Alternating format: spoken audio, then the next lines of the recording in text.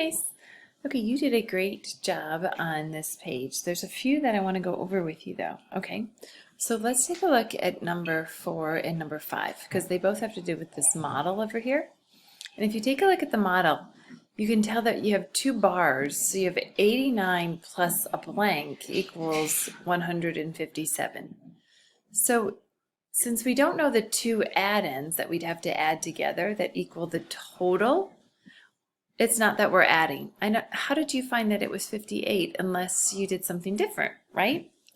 So actually this model over here really shows, let me see if I can get my marker. Hold on. You know I'm not very good at this. This model over here shows 157 minus, hold on, 157 minus 89 is equal to that square. That's what it's telling us, because we know that the total minus a part would give us the other part.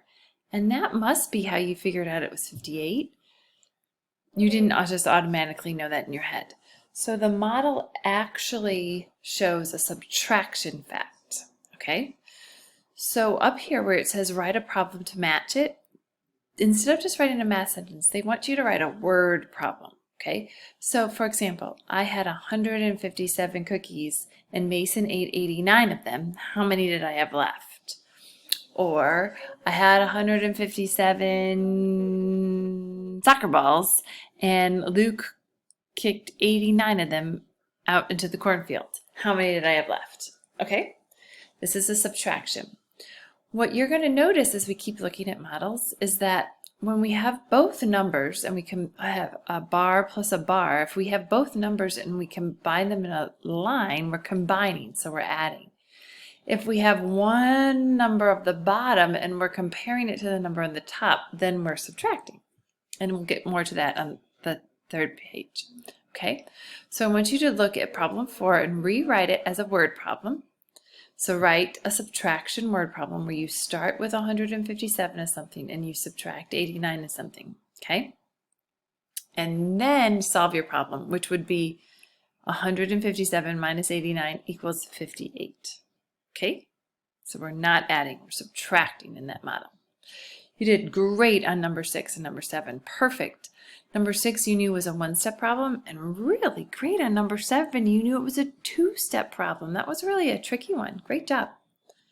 Okay, now let's look at number 8. Number 8 says in 1 week 128 cell phones were sold.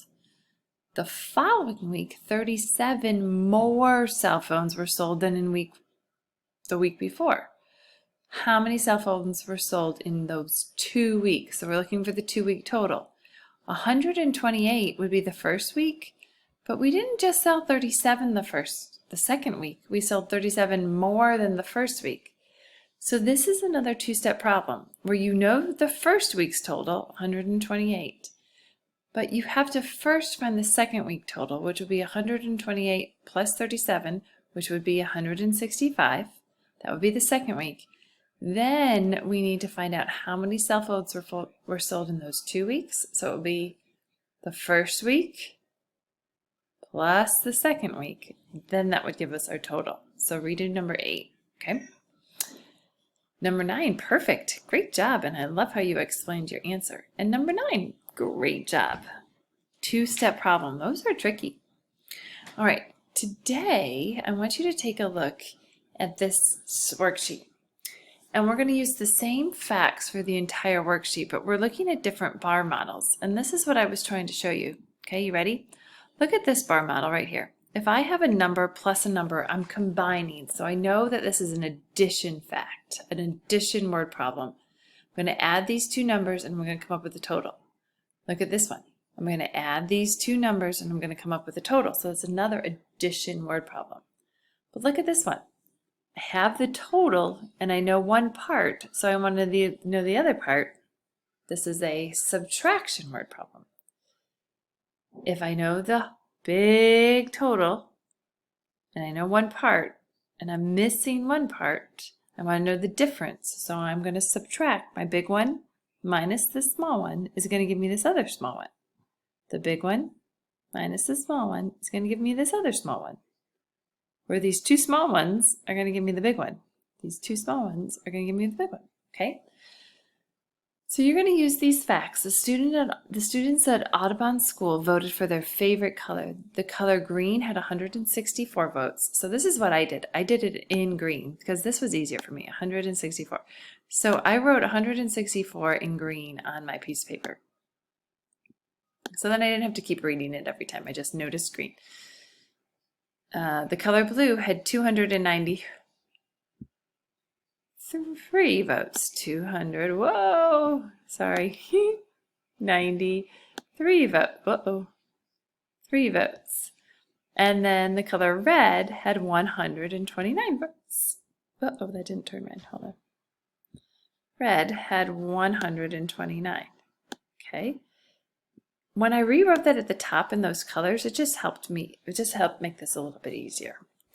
How many more students voted for blue than green? So we want to know how many more voted for blue than green.